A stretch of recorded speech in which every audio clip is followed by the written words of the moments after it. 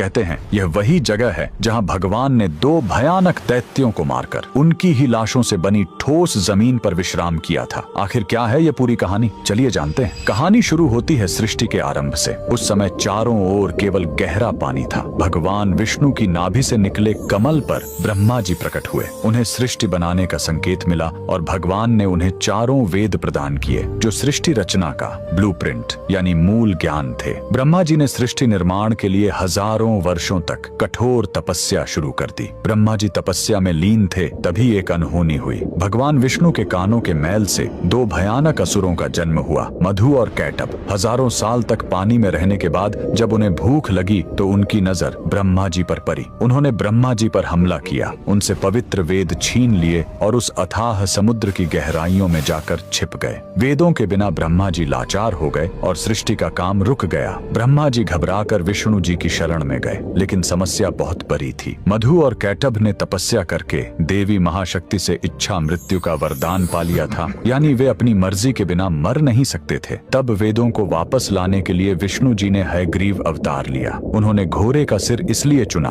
ताकि उसकी तीक्ष्ण बुद्धि और सूंघने की शक्ति से वे समुद्र के उस घने अंधेरे में भी वेदों को खोज सके। भगवान हयग्रीव पानी के भीतर गए और असुरों से हजारों साल तक युद्ध किया, लेकिन वरदान के कारण वे मर ही नहीं रहे थे। अंत में भगवान ने अपनी माया से उन्हें मोहित किया और पूछा कि तुम्हारी मृत्यु कैसे होगी। असुरों ने अहंकार में शर्त रखी, हमें वहां मारो जहां पानी न हो, एकदम सूखी जगह। पूरी दुनिया में तो पानी ही पानी था। तब भगवान ने अपना विराट रूप धारण किया, अपनी विशाल जांघों को पानी से ऊपर उठाया और कहा, मेरी जांघें सूखी हैं, और वहीं उन दोनों का वध कर दिया। मरने के बाद उन विशालकाय दैत्यों के शरीर से जो भारी मेद यानी चर्बी निकली वो जम गई और उसी से यह ठोस धरती बनी। इसीलिए पृथ्वी को मेदिनी कहते हैं। युद्ध के बाद थके हुए भगवान हयग्रीव ने इसी नई बनी जमीन पर असम के मणिकूट पर्वत पर विश्राम किया। उन्होंने वेद ब्रह्मा जी को लौटाए और ज्ञान की पुनः स्थापना की। इसीलिए हयग्रीव भगवान को आज भी बुद्धि और तर्क का देवता माना जाता है। कमेंट में जय श्री हरि जरूर लिखें।